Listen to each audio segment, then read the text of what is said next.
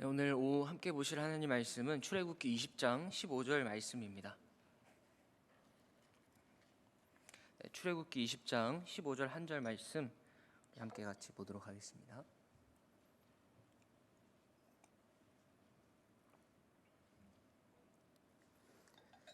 네, 다 찾으신 줄 알고 우리 합독해서 한 절을 읽도록 하겠습니다. 시작.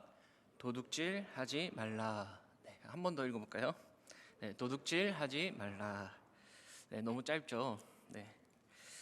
우리가 오늘 함께 살펴볼 이 8계명은요, 인류 역사에서 가장 오래된 범죄인 동시에 이 가장 흔한 죄 중에 하나입니다. 이 대부분 사람들은 도둑질이 나와 상관없는 계명이다라고 생각합니다. 여러분, 그러나 과연 그럴까요? 이 인간이라면 이 8계명으로부터 자유로울 사람은 아무도 없을 겁니다. 이 세상이 온통 도둑으로 가득 차 있기 때문에 우리가 저지르는 사소한 도둑질은 아무것도 아니다라고 생각하죠.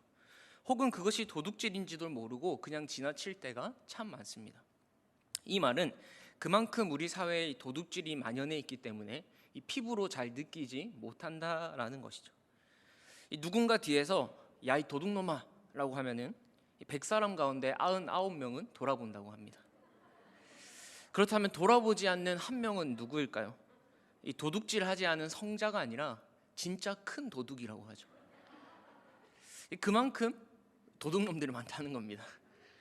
우리 화면에 나오는 그림 한번 같이 함께 보실까요?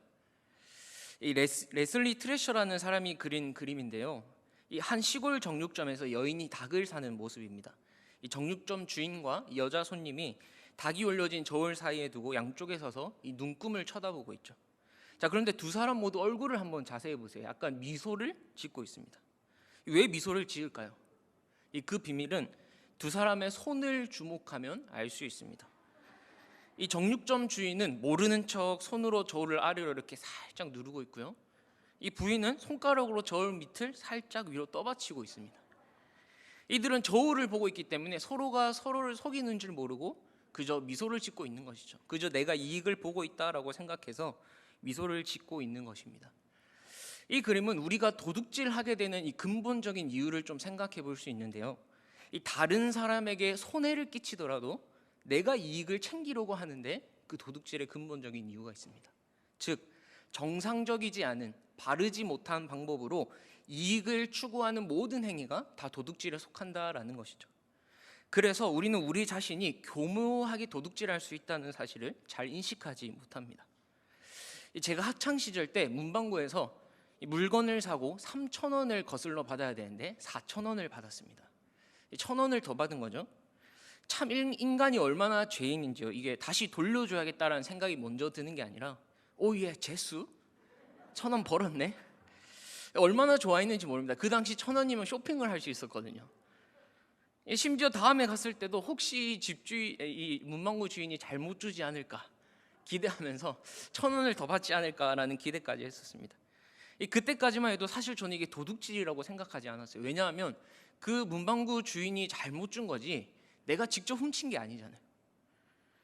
그러나 하나님을 인격적으로 만나고 제 삶이 말씀으로 조금씩 변화되어 가면서 이런 것도 하나님 기뻐하시지 않구나, 옳지 못한 행동이나 깨닫게 되면서 이 정직의 덕목을 좀 배우게 되었습니다. 또 이실직고 제가 초등학생 때 짝꿍한테 연필이나 이런 학용품을 이렇게 빌리고 나서 일부러 다시 안 돌려준 적도 참 많은 것 같습니다. 빌려 쓰다가 다 쓰면 돌려줘야 되는데 이게 나한테 너무 마음에 들어, 내가 갖고 싶어, 내가 없는 물건이야. 그러면 몰래 슬쩍 제 가방에 넣는 겁니다. 얘가 달란 말 안 하면 몰래 슬쩍 가방에 넣었죠. 그 친구도 자기가 빌려준 걸 까먹고 나서 한참 있다가 야, 그때 내가 너 이거 빌려주지 않았냐 이러면 시침이 뚝 떼고 어떻게 하냐, 무조건 그때 줬다고 우기면 됩니다. 무조건 우기는 것이죠. 기억 못 하거든요. 제가 참 그렇게 비겁한 놈이었습니다. 네. 이래서 도둑질하지 말라는 계명은 이 9계명, 10계명이랑도 연관이 되어 있어요. 왜냐하면 도둑질이라는 것이 다른 사람 몰래 은밀하게 속이는 행위거든요. 그래서 도둑질하는 사람은 반드시 거짓말하게 되어 있고 반드시 탐내게 되어 있습니다. 그래서 8계명은 9계명 거짓 증거하지 말라, 10계명 탐내지 말라와 다 연관되어 있는 계명입니다. 또 마지막으로 중학생 때 제가 지금 생각해도 우라통 터지는 일이 하나 있었는데요. 이 집에서 부모님이 큰맘 먹고 자전거를 사주셨어요. 그래서 제가 사달라고 한 1, 2년을 자전거 노래를 불렀는데 이 어느 날 잠깐 이 집에 올라가서 뭐 좀 가져온다고 이 자전거를 집 앞에 잠시 세워뒀는데 한 5분, 10분? 그 사이에 누가 자전거를 훔쳐갔더라고요. 그 자전거 산 지 한 달은 됐나? 얼마나 우라통 터지던지 이 천지 빼까리가 다 도둑놈들입니다. 여러분, 이만큼 도둑질하고 도둑질 당한 걸 말하고자 하면은 끝이 없죠. 네. 여러분, 요즘 시대에는 이 도둑질도 참 고도화되고 있습니다. 이 전에는 남의 집에 담을 넘고 직접 손으로 훔치는 것이 도둑질이었다면 이제는 집에 앉아서 이 키보드와 컴퓨터만으로도 도둑질을 할 수 있어요. 2016년 이 독일에서 해커들이 해킹으로 털어간 계좌만 해도 무려 5,000개나 된다고 합니다. 여러분, 상상이나 됩니까? 예전 같으면 은행 털려면 무장 강도가 되어야 했죠. 그러나 이제는 그렇지 않습니다. 집에 앉아서 고상하게 도둑질할 수 있습니다. 또 요즘 보이스피싱, 그죠? 이런 거 얼마나 많은 사람들이 당하고 있습니까? 이 도둑의 세계도 엄청나게 진화하고 있습니다. 이 현대 기술 문명이 발달될수록 이 도둑질도 고도화되고 있는 것이죠. 이 과거처럼 단순하게 눈에 보이는 것을 도둑질이라고 한다면 누가 도둑놈인지 알 수 있습니다. 그런데 오늘날처럼 눈에 보이지 않는 그런 지적인 재산들까지 도둑질하는 것이라고 한다면 누가 도둑인지 그 경계를 정하기가 참 쉽지 않죠. 그래서 어쩌면 이 현대 사회에서는 도둑이 아닌 사람이 드물 것이다라고 말합니다. 그만큼 남의 아이디어를 도용하는 일이라든지 그런 일들이 비일비재 일어나고 있다는 것이죠. 사이버 공간에서는 신상 정보를 쉽게 털고 정말 도둑질이 일상화되어 있습니다. 얼마 전에 제가 유퀴즈라는 TV 프로그램을 우연찮게 보게 되었는데요. 전 세계에서 양념치킨을 처음 만든 사람이 나왔습니다. 켄터키 치킨에서 후라이드 치킨을 처음 만들었다면 양념치킨은 우리나라 사람이 만들었더라고요.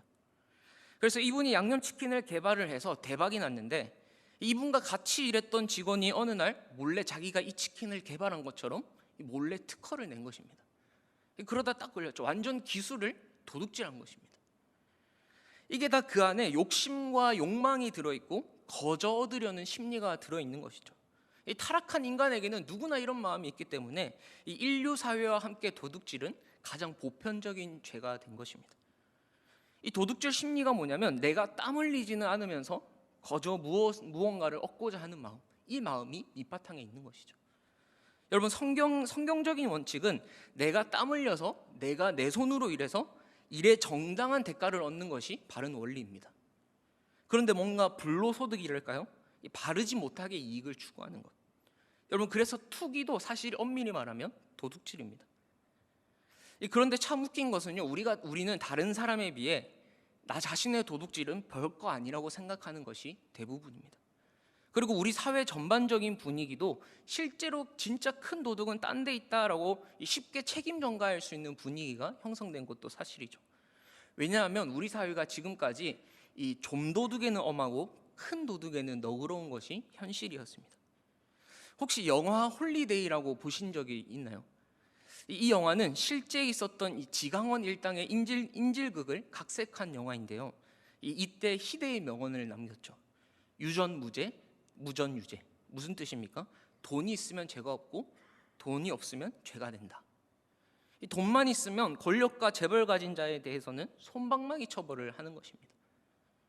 1988년 이 지강원과 죄수들이 호송버스 안에서 교도관들을 급습해서 총과 실탄을 빼앗아서 달아난 탈주 사건이 있었습니다. 그때 서울 시내 한복판에서 인질극을 벌였는데 이 장면이 TV를 통해서 전국적으로 생중계되었습니다. 그때 이 생중계 때 지강원이 이렇게 외쳤습니다. 돈 없고 권력 없이 못 사는 게 이 사회다. 정경환의 형량이 나보다 적은 것은 말도 안 된다. 대한민국의 비리를 밝히겠다. 돈이 있으면 판검사도 살 수 있다. 유전무죄, 무전유죄, 우리 법이 이렇다. 결국 이 사건은 한 명을 제외하고 자살하거나 경찰의 총에 사망하는 그런 비극적인 최후를 맞았죠. 그런데 참 재밌는 것은요, 당시 탈주범들에게 인질로 잡힌 사람들이 이들에게 연민의 정을 느꼈다는 것입니다. 왜냐하면 이 지강원 일당들을 보니까 이 언론에 보도된 것처럼 흉악범이 아니라 매우 인간적이고 예의 바르고, 그러니까 나쁜 사람들이 아니라 이 사람들은 불쌍한 사람들이다라고 여긴 것이죠. 그래서 인질들이 탈주범들을 신고하지도 않아서 이 경찰들이 무려 3만 명이 동원됐는데도 8박 9일 동안 잡지 못했다는 그런 유명한 일화가 있죠. 그 당시 총 556만 원을 훔친 지강원은 17년 선고를 받았고요. 반면 같은 기간 권력을 가진 자는 600억 원을 횡령하고도 7년 선고를 받았습니다. 실제로 그 7년 선고도 특별 감형되어서 얼마 있지 않아 풀려났죠. 지금이야 뭐 덜 하겠지만 어디 가든 인간이 사는 사회는 힘이 지배하는 사회이기 때문에 이 좀도둑에는 엄하고 큰 도둑에는 너그럽습니다. 힘이 있으면 큰 도둑도 아주 떵떵거리면서 잘 살 수 있죠. 그러다 보니 도둑질에 대한 우리의 태도가 매우 흐릿해진 것도 사실입니다. 큰 도둑이 판을 치는 이 세상에 작은 도둑은 도둑도 아니다라고 생각하는 거죠. 내가 하는 사소한 도둑질은 도둑질도 아니다고 생각하는 겁니다. 여러분, 하지만 도둑질은 사실 우리가 생각하는 흔히 생각하는 것처럼 악한 사람들만 저지르는 것이 아닙니다. 우리와 크게 다르지 않은 평범한 사람들, 심지어 하나님의 백성들도 매일의 일상생활에서 흔히 저지르는 일이 바로 도둑질이다라는 것입니다. 그렇기 때문에 하나님은 가장 중요한 율법을 모아놓은 십계명에 도둑질하지 말라라고 말씀하시는 것이죠. 십계명에서 도둑질하다라는 히브리어는 가나브라는 동사가 사용되었는데요. 이 동사는 구약에서 총 57번이 나옵니다. 이 동사의 용례를 살펴보면 그 의미가 이렇습니다. 다른 사람에게 속한 것을 그의 동의나 인지 없이 몰래 은밀하게 가져가는 것. 쉽게 말하면 은밀하게 남을 속이는 모든 행동이 도둑질이라는 것이죠. 여러분, 그렇다면 하나님께서 이스라엘 백성들에게 무엇을 도둑질하지 말라고 하신 걸까요? 이 구약에서 가나브라는 동사가 쓰일 때 같이 쓰인 목적어를 보면요, 인간이 도둑질하는 대상은 그야말로 광범위하고 전방위적입니다. 소, 양, 염소 뭐 이런 거는 기본이고요. 은과 금, 심지어 사람과 사람의 마음까지도 도둑질하고, 나아가 하나님께 바쳐진 물건과 하나님의 말씀도 도둑질합니다. 이 고대에는 양이나 소 같은 이런 짐승들이 큰 재산이었기 때문에 양과 소를 훔치는 일은 다반사였죠. 또 인신매매를 위해서 사람을 도둑질하기도 했습니다. 당시에는 이 노예 제도가 있었기 때문에 노예값이 꽤 나갔죠. 그래서 사람을 훔치기도 했던 것입니다. 더 흥미로운 것은요, 사람의 마음도 훔친다는 것입니다. 이 구약에서 압살롬이 자기 아버지 다윗을 배반하려고 할 때 이 압살롬이 이스라엘 사람들의 마음을 도둑질했습니다. 우리 사무엘하 15장 6절 말씀입니다. 이스라엘 무리 중에서 왕께 재판을 청하러 오는 자마다 압살롬의 행함이 이와 같아서 이스라엘 사람의 마음을 압살롬이 훔치니라. 이 압살롬이 지금 성문 앞에서 이 다윗에게 재판받으러 오는 사람들을 중간에서 가로채는 것이죠. 달콤한 말로 깨어서 이 사람들의 마음을 사로잡고 자기 편으로 끌어들인 것입니다. 이 백성들은 압살롬의 속내를 모르죠. 반역을 일으키려는 속내를 모르고 그저 압살롬이 왕자이기 때문에, 다윗의 아들이기 때문에 다윗의 일을 대신한다라고 생각을 하고 아마 압살롬의 말을 철석같이 믿었을 겁니다. 근데 압살롬은 자신의 신분, 그 권위를 이용해서 백성의 마음을 도둑질한 것이죠. 또 창세기 31장 20절을 보면요, 이 야곱이 라반의 마음을 도둑질합니다. 31장 20절 읽어보겠습니다. 함께 읽겠습니다. 시작. 네.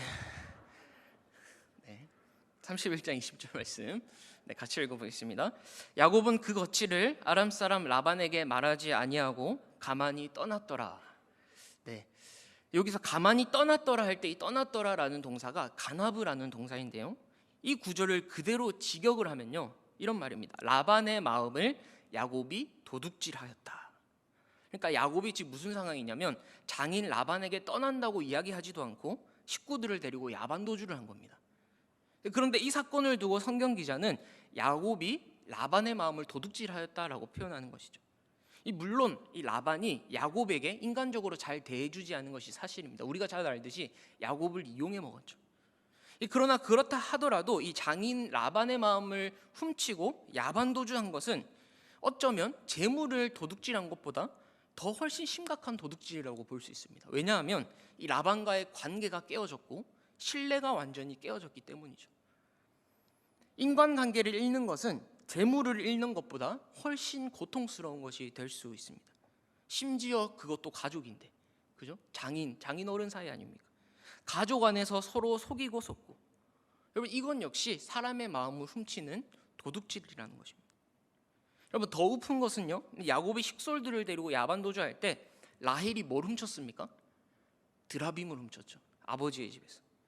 그래서 라반이 쫓아와서 누가 드라빔을 훔쳐갔냐고 막 정신없이 찾습니다. 딸 라헬이, 그것도 아버지의 것을, 심지어 그것도 수호신을 훔친 것입니다. 물론 그 도둑질은 탄로나지 않았지만 명백히 라헬이 아버지의 것을 훔친 것이죠. 여러분 어디 그뿐인가요? 인간은 하나님께 드린 물건에도 손을 댑니다. 우리 잘 아는 여리고성 전투, 여리고성을 점령할 때 이 아간은 하나님께 드려진 물건을 도둑질했습니다. 하나님께서 여리고성을 점령할 때 이렇게 말씀하셨죠. 이 여리고에서 나오는 모든 것은 다 하나님께 바쳐진 것이니 너희는 아무것도 손을 대지 말라. 그러나 아간은 하나님의 것을 도둑질하고 말았습니다.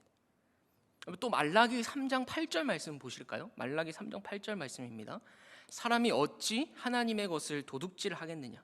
그러나 너희는 나의 것을 도둑질하고도 말하기를 우리가 어떻게 주의 것을 도둑질하였나이까 하는도다. 이는 곧 11조와 봉헌물이라.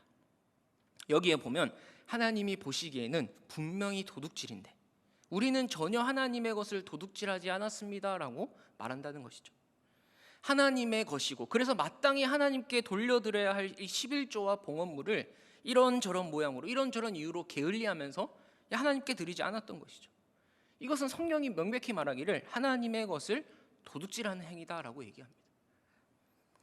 여러분 우리의 모든 것이 내 것이 아니라 하나님의 것이라 고백하면서 그렇게 우리가 찬양을 하면서 정작 물질에 있어서는 헌금을 제대로 드리지 않고 하지 않고 11조도 하지 않는 것이죠. 여러분 한국 교회에서 이 11조 드리는 비율이 통계적으로 전체 교인의 약 20%도 안 된다라고 합니다. 그러니까 성도 100명이 모이는 교회면 20명이 채 안 되는 수가 11조를 드리고 나머지 80명은 안 드린다는 것이죠. 그러니까 직분자들도 11조 안 드리시는 분이 태반이라는 말입니다.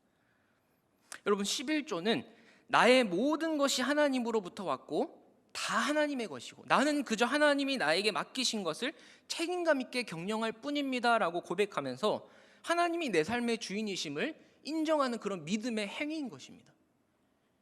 단순히 11조를 하냐 안 하냐, 하면 복 받는다, 해야 된다, 여러분 이런 차원이 아니라는 것이죠. 저와 여러분은 그저 청지기일 뿐입니다. 여러분 청지기가 무엇인가요? 내 것이 아니라 하나님이 나에게 맡겼다. 이것은 하나님의 것이다. 하나님의 뜻대로 내가 사용하겠다. 이것이 청지기 정신 아닙니까? 우리는 종종 하나님께 드려야 할 이 시간과 물질, 이 마음을 나의 유익을 위하여 도적질합니다. 여러분 이렇듯 이 8계명은 단순히 다른 사람의 재산만이 아니라 사람의 마음도 그리고 하나님의 것도 도둑질해서는 안 된다라고 이야기하고 있죠. 이 도둑질은 눈에 보이는 것뿐만 아니라 눈에 보이지 않는 것도 포함됩니다. 예를 들면 표절이라던가 불법 복제, 불법 복사, 불법 다운로드 이런 것도 도둑질이죠. 우리 사회에서 이 논문이나 서적과 관련된 표절 논란이 정말 많죠. 또 인터넷이 발달되면서 불법 복사, 불법 다운로드 아무렇지 않게 합니다. 어둠의 경로를 어찌나 그렇게 잘 알고 있는지 이 프로그램 하나 불법 다운로드하는 건 일도 아니죠. 이런 것에 대해서 우리의 인식이 굉장히 흐려져 있습니다. 또 성경에서 자주 나오는 이 저울을 속여서 부당한 방식으로 소득을 얻는 것은 대표적인 도둑질입니다. 예를 들어서 제품의 원료의 함량과 비율을 제대로 표시하지 않는다거나 아니면 혹은 표기보다 적게 넣어서 판매한다든가 또 수입산을 국내산이라고 원산지를 속이는 것, 과대 포장, 과장 광고 다 도둑질이죠. 또 장사를 하는 경우에도 합리적인 가격에서 너무 비싸게 파는 것도 도둑질입니다. 그만큼의 품질이나 서비스가 제공되지 않음에도 지나치게 비싸게 파는 것은 소비자를 속이는 행위인 것이죠. 여러분 특히 관광지에서 물가가 얼마나 비싼지요. 제주도 여행이 해외여행보다 더 비싸다고들 많이 말합니다. 그리고 휴가철만 되면 펜션, 호텔, 성수기 비용이 어마어마하죠. 사람들이 여행 왔으니까 비싸도 사 먹고 비싸도 산다라는 그 심리를 이용해서 주변 상권들이 다 단합하고 이 가격을 높게 책정하고 그만큼 높게 책정했으면 그에 걸맞는 품질과 양과 서비스가 제공되어야 되는데 이 가격이 너무나 터무니없게 비싼 것이죠. 정직하게 해야 되는데 정직하지 않고 내가 이익을 챙기려고 하는 그 인간의 욕망이 내재되어 있는 것입니다. 여러분, 그래서 도둑질은 남에게 돌아가야 할 것을 돌리지 않고 마땅히 줘야 할 것을 주지 않는 것, 이것이 도둑질입니다. 고용주와 피고용인 역시 마찬가지죠. 이 피고용인들은 자신이 버는 임금이나 이 월급이 정해져 있다는 이유로 일을 게을리하고 소홀히 하는 것도 도둑질입니다. 또 근무 시간 외에 일을 하지도 않았는데 초과 근무 수당을 받으려고 거짓 도장을 찍고, 또 회사의 공공 물건을 자기 마음대로 사적으로 사용하고, 이러한 구분과 기준이 우리 속에 모호한 것이죠. 또 반대로 이 고용주가 피고용인의 이 노동에 합당한 임금을 지불하지 않는 것도 도둑질입니다. 예를 들어 피고용인의 노동을 통해 얻는 수입이 500만 원이다라고 하면은 그 사람에게 200만 원의 월급만 주는 것이죠. 이것은 그 사람의 노동적 가치에 대한 도둑질인 것입니다. 특히 아르바이트와 비정규직을 홀대하고, 또 외국인 노동자를 착취하고, 노동자에게 적절한 휴식과 휴가 기간을 제공하지 않고 휴가비를 지급하지 않는 것도 다 도둑질인 것이죠. 또 우리 사회에 좀 가장 문제가 되는 이 땅 투기, 부동산 투기도 도둑질입니다. 이것은 엄밀한 의미에서 남의 잠자리를 빼앗는 행위죠. 어떤 한 지역이 재개발 지역이 되면요, 그 지역에 원래 살고 있던 사람은 다 변두리로 떠난다고 합니다. 그리고 그 재개발 지역에 아파트가 쫙 멋있게 들어서면 그 아파트에 살만한 재력을 가진 사람들이 들어오죠. 그 지역에 살고 있던 사람들은 개발이라는 이름에 떠밀려서 그 지역에 살 수가 없는 것입니다. 이 엄청난 높이로 아파트를 짓다 보니까 가난하게 살던 주민들이 무슨 돈이 있어서 그 아파트에 이사할 수 있겠습니까? 권리증은 받겠죠. 그러나 그것 가지고 그 비싼 아파트에 들어갈 수가 없습니다. 그러니까 팔고 떠나는 겁니다. 그러면 어떡합니까? 돈 있는 사람들이 그것을 사서 몇 년씩 갖고 있다가 그럼 어떻게 되죠? 아파트 값이 몇 배로 뛰는 거죠. 있는 사람은 더 잘 살게 되고 없는 사람들은 계속 떠밀려 다니면서 이 양극화 현상이 심화되는 것입니다. 여러분, 성경에서 아모스 시대, 이사야 시대의 가장 무서운 국가적 차원의 범죄는 이 부가 정의롭게 나누어지지 않는 시스템을 죄라고 정의합니다. 나라의 경영과 이 경제 정책이 그런 차원에서의 철학을 가져야 하는 것이죠. 단순히 높은 빌딩에 잘 먹고 잘 사는 게 중요한 게 아니라 정말 기본적으로 없는 사람들이 이 삶의 그런 서민적의 평온함을 유지하면서 발전시켜 나갈 수 있는 가능성을 열어줘야 하는 것입니다. 무조건 파이를 늘리고 보자, 파이가 커야 한다는 논리는 바람직하지 않습니다. 이제는 우리나라도 무조건 경제 성장을 높여야 한다, 여러분, 이런 시기는 지났습니다. 이 정도의 경제 성장이 이루어졌다면 정말 0.12%도 올리기가 힘들다고 합니다. 얼마나 경제 성장을 시켰느냐가 중요한 것이 아니라 어떻게 하면 부익부 빈익빈을 줄이고 함께 잘 살 수 있느냐, 이것이 중요한 것이죠. 여러분, 이처럼 재산을 취득하되 비합법적으로 취하거나 다른 사람에게 손해를 끼치면서 부를 축적하는 것은 다 도둑질입니다. 그래서 많은 학자들이 이 8계명을 기독교 경제 윤리를 다루는 계명이다라고 정의하죠. 여러분, 그러면 이 사람들이 왜 도둑질을 하는 것일까요? 근본적인 이유는 타락한 우리의 본성 때문입니다. 원래 인간은 이 에덴 동산에서 하나님이 주시는 것으로 부족함 없이 풍족하게 누리면서 행복하게 살도록 지음받은 존재였습니다. 그러나 하나님 앞에 불순종하여서 죄를 짓고 하나님과의 관계가 끊어지게 되었죠. 그래서 사실 아담과 하와가 죄를 지은 이유는 이미 받은 것들이 충분한데, 이미 받은 은혜들이 충분한데 이것만으로 충분하지 않다라는 그 사탄의 속임수, 그 거짓말 때문이었습니다. 사탄은 저 선악과를 먹으면 하나님 같이 될 수 있다고, 그러면 보다 더 완전한 삶을 누릴 수 있을 것이라고, 계속해서 아직도 뭔가 더 부족하다는 느낌을 주면서 그 속에 자꾸만 더 갖고 싶은 탐욕을 부추겼던 것이죠. 이렇게 사탄에 속은 인류는 하나님과의 관계가 깨어지고, 그러다 보니까 이 하나님께서 주시는 그 자원으로 감사하지 못하고 만족하지 못하고 늘 불안해하면서 뭔가 더 필요할 것 같고 뭔가 더 쌓아두어야 할 것 같은 이런 욕망과 불안이 우리 안에 내재해 있는 것입니다. 이것이 바로 도둑질하려는 이 인간의 근원적인 이유인 것이죠. 그러다 보니 남의 소유를 훔치고 사람의 마음도 훔치고 급기야 하나님께 속한 것마저도 이 자기의 것으로 삼아 훔치려는 것입니다. 더 큰 문제는 이 나의 만족과 나의 이익을 위해 그것들을 채우기 위해 살아가다 보면 나도 모르게 이 주변 사람들을 많이 다치게 한다는 점입니다. 주변 사람에게 상처와 아픔을 주는 것이죠. 그래서 도둑질하지 말라의 계명의 가장 중요한 목적은 이 단순히 재산권을 보호하기보다는 사람을 보호하기 위해 하나님이 주신 계명입니다. 재물 중심의 윤리가 아니라 하나님의 형상으로 지어진 그 한 인간을 존중하는 인간 윤리인 것이죠. 인간 중심의 윤리인 것입니다. 겉으로는 이웃의 재물이나 이 땅을 보호하려는 것처럼 보일 때라도 사실 이를 통해서 이웃과 그 사람을 보호하는 것이 이 십계명을 주신 하나님의 1차적인 목적인 것입니다. 여러분, 그러면 우리는 어떻게 해야지 이 8계명을 지킬 수 있을까요? 이 첫 번째는 노동입니다. 충분히 일을 할 수 있음에도 일을 하지 않고 거저 얻으려고 하는 것은 도둑질이죠. 그럼 하나님께서는 우리 인간에게 이 노동이라는 수단을 통해서 하나님의 축복을 이 땅에 허락하십니다. 우리의 모든 것은 하나님으로부터 오는데 하나님은 우리의 수고를 통해서 주신다라는 것이죠. 그래서 마틴 루터가 이런 말을 했어요. 하나님은 소젖 짜는 일을 통해서 우유를 주신다라고 말했습니다. 재물을 비롯해서 우리에게 필요한 모든 것들은 하나님께서 이 노동이라는 수단을 통해서 우리에게 허락하시죠. 그러므로 이 노동은 8계명을 지키는 방식입니다.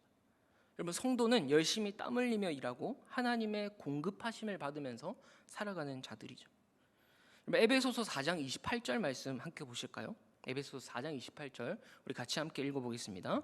도둑질하는 자는 다시 도둑질하지 말고 돌이켜 가난한 자에게 구제할 수 있도록 자기 손으로 수고하여 선한 일을 하라.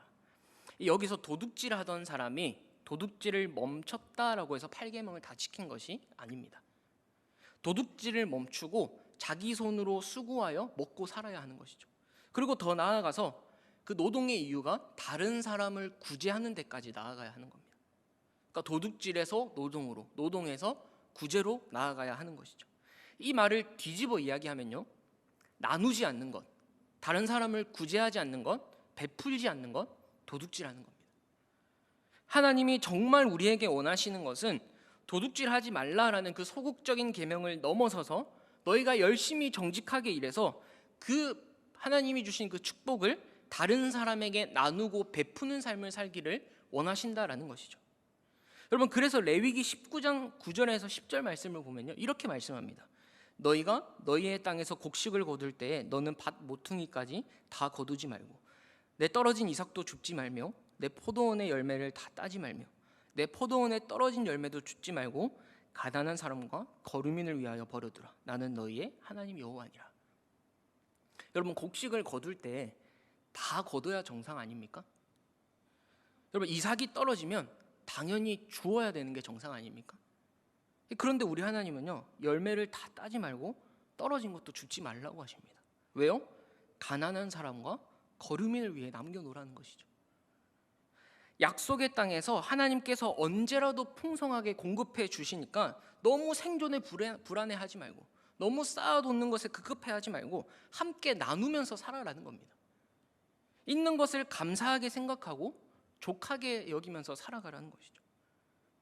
여러분, 하나님께서는 노동을 통해서 우리에게 복을 주십니다. 믿으십니까? 여러분, 그리고 그 노동을 통해서 얻어진 복이 내 안에만 머물러 있지 않고 다른 사람에게 향하기를 원하십니다.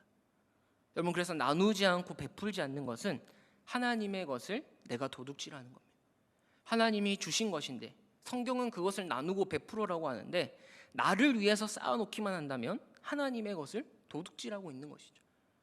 하나님이 주신 것인데 마치 내 것인 양 내 마음대로 쓰는 것입니다. 여러분, 남의 것을 가져오지 말라, 도둑질하지 말라라는 이 소극적인 차원을 넘어서서 우리 대길교회 성도님들은 적극적으로 나의 것을 남에게 나눠주고 하나님의 사랑과 은혜를 나누고 베푸는 우리가 되기를 간절히 소망합니다. 그리고 둘째는 자족입니다. 자족. 도둑질은 하나님께서 자신에게 주신 것으로 만족하지 못하는 데에서 비롯됩니다.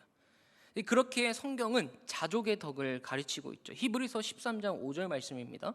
돈을 사랑하지 말고 있는 바를 족한 줄로 알라. 그리고 디모데전서 6장 6절에서 9절 말씀. 그러나 자족하는 마음이 있으면 경건은 큰 이익이 되느니라.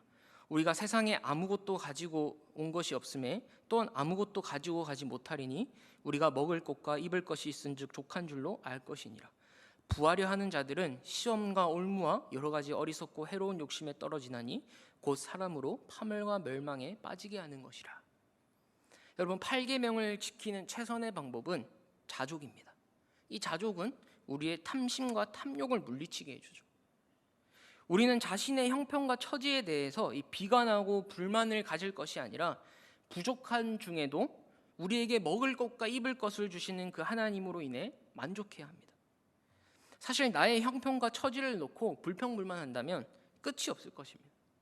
왜냐하면 죄된 우리 본성은 항상 나보다 더 나은 사람과 비교하기 때문이죠. 그러나 부족한 중에도 하나님이 이렇게 우리를 먹이시고 입히시는구나. 이 자족하는 미덕이야말로 이 신앙인이 꼭 가져야 할 덕목인 것이죠.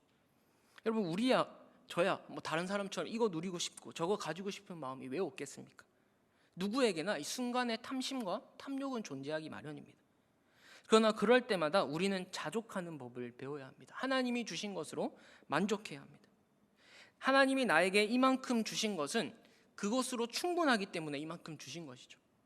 내 힘과 내 노력이 아닌 하나님이 나를 먹이시고 입히시는 그 은혜, 그 축복을 누리고 맛보도록 하기 위해서 나의 상황에서 가장 알맞은 것으로 주시는 겁니다. 여러분, 하나님께서 이스라엘을 애굽에서 인도하여 내신 후에 어디로 끌고 가셨죠? 광야로 끌고 가셨죠. 그 이스라엘은 척박하고 거친 광야에서 이 소유로부터 자유로워지는 법을 배워야 했습니다. 우리가 알다시피 광야가 어떻습니까? 풍요롭기는커녕 생활 필수품조차 없습니다. 그러나 밭에 씨를 뿌린 적이 없음에도 이스라엘은 광야에서 무려 40년이나 살 수 있었습니다. 왜 그렇죠? 하나님께서 아침에는 만나를, 저녁에는 메추라기를 직접 공급해 주셨기 때문입니다. 하나님께서는 이스라엘뿐 아니라 지금 우리에게도 일용할 양식을 주십니다. 하나님은 많이 거둔 자도 남음이 없고 적게 거둔 자도 부족함 없이 각 사람에게 필요한 만큼 주시는 분이십니다. 만일 우리에게 적게 주셨다면 우리의 필요가 그만큼이기 때문이며 많이 주신다면 우리에게 그만큼 필요해서이기 때문이죠. 그렇다고 많이 받는 사람은 자기 마음대로 써도 된다는 말이 아닙니다. 하나님께서는 가난한 자들에게는 이 가난한 가운데서도 하나님만 의지하는지 시험해 보시기 위해 가난을 주시고, 또 부유한 자들에게는 그 부를 다른 사람과 나누는지 시험해 보시기 위해 부를 허락하십니다. 우리가 가진 모든 것이 우리의 것이 아니다, 내 것이 아니다라는 이 사실을 인정하지 않고 자기 마음대로 자신만을 위해 사용할 때 이 우리의 물질은 냄새를 피우면서 썩기 시작할 것입니다. 여러분, 도둑질하지 말라라는 이 계명은 인간이 탐욕에서 벗어나지 못하는 한 지키기 어려운 계명입니다. 이 8계명은 단지 남의 것을 도둑질함으로써 이 도덕적 순결을 지키는 것이 목적이 아닙니다. 이 소유욕에서 해방되어 진정한 자유와 생명을 얻는 것이 목적인 것이죠. 그래서 우리 주님께서도 말씀하시기를 삼가 모든 탐심을 물리치라, 사람의 생명이 그 소유에 넉넉한 데 있지 아니하리라 라고 말씀하셨습니다. 핵심은 탐심을 물리치는 것이죠. 어떻게 해야 탐심을 물리칠 수 있을까요? 이 세상의 탐욕을 이길 수 있는 유일한 방법은 이 정욕과 탐심을 십자가에 못 박는 것 외에는 방법이 없습니다. 우리 마지막 갈라디아서 5장 24절 말씀입니다. 그리스도 예수의 사람들은 육체와 함께 그 정욕과 탐심을 십자가에 못 박았느니라. 여러분, 부산에 있는 수영로 교회 원로 목사님이신 정필도 목사님의 이야기입니다. 어느 날 한 부목사님이 이 정필도 원로 목사님에게 이렇게 물어봤습니다. 하루에 5시간 기도하신다는 이야기를 들었는데 무슨 내용의 기도를 하십니까? 그러자 목사님이 이렇게 답했습니다. 내가 5시간씩 기도하는 것은 기도하는 가운데 이 3시간은 내 욕심을 이기기 위한 기도입니다. 저는 이 이야기를 들으면서 탐심을 이기고 진정한 자유를 누릴 수 있는 방법은 말씀과 기도밖에 없구나, 이 사실이 더 절실히 느껴졌습니다.